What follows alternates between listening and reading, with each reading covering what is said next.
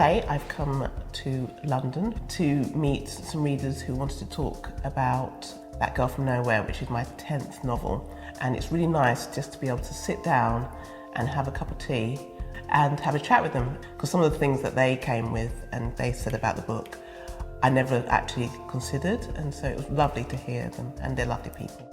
I think what I liked about it is that there's so many different layers to it. So you've got all the different characters and their own stories, and you've got so many different themes going on, which makes it so different from other sort of women's fiction novels, because you've got that thriller aspect and you've also got the romance. And it's so compelling, so you always want to keep reading. It's a book about family, it's a book about everyday relationships and how the difference between our public self and our personal self, and how important family shape who we are. And the depth of Dorothy's characters, you feel like you really know them, that you're almost in their heads when she's describing them, which is really nice. Almost like I miss them when the book's finished. I've always loved Dorothy's characters. I think she makes them so relatable. Whatever age they are, you can really relate to sort of their personalities and their quirks. And that's what I love about them. The characters are real.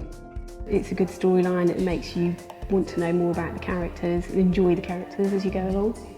And some of the issues that might be quite complex. Not everybody I know has some of those issues, but none of it seems too far-fetched.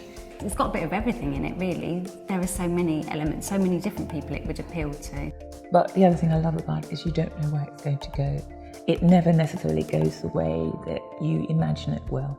And it also really made me laugh a lot of times, because it's quite an intense story and there is sort of really heartfelt moments, and then there's a thriller aspect. You forget that it's actually just really enjoyable to read, like there's really funny bits.